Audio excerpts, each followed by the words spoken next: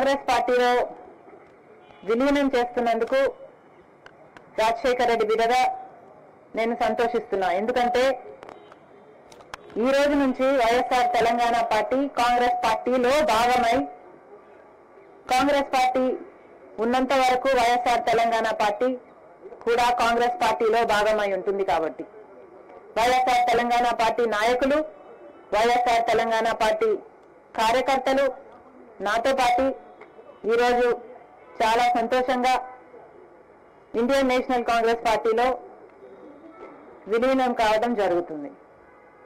రాజశేఖర్ రెడ్డి గారు బ్రతికున్నంత కాలం నమ్మకంగా కాంగ్రెస్ పార్టీకి సేవ చేయడమే కాకుండా రాజశేఖర్ రెడ్డి గారు చనిపోయే నాటికి కూడా కాంగ్రెస్ పార్టీకి సేవ చేస్తూనే చనిపోయారు. ఈరోజు రాజశేఖర్ రెడ్డి బిడ్డ కాంగ్రెస్ పార్టీలో చేరుతుంది అంటే రాజశేఖర్ రెడ్డి గారికి చాలా సంతోషం, చాలా గర్వం కలిగించే విషయమని నేను నమ్ముతున్నా.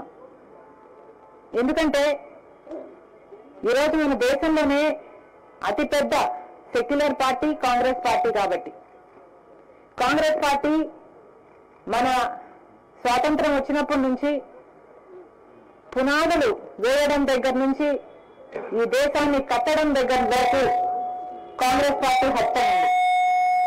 ప్రతి వర్గాన్ని కలుపుకుపోతూ, ప్రతి విశ్వాసానికి, ప్రతి ఫెయిత్కు నమ్మకం కలిగిస్తూ, ప్రతి సెక్షన్ ఆఫ్ ద సొసైటీలో కలుపుకుపోతూ ముందుకు వెళ్ళిన పార్టీ కాంగ్రెస్ పార్టీ.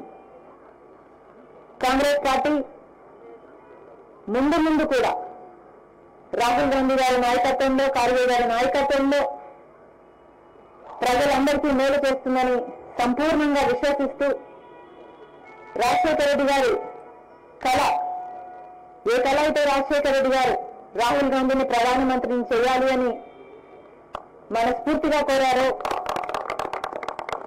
అది నెరవేర్చడానికి రాజశేఖర రెడ్డి గారి బిడ్డ మనస్ఫూర్తిగా పనిచేస్తుంది. కాంగ్రెస్ పార్టీ రాజశేఖర రెడ్డి బిడ్డ మీద నమ్మకం ఉంచి తెలంగాణలో వైఎస్ఆర్ తెలంగాణ పార్టీ చేసిన త్యాగాన్ని ఈరోజు రాజశేఖర రెడ్డి బిడ్డను కాంగ్రెస్ పార్టీలోకి ఆహ్వానించడం జరిగింది.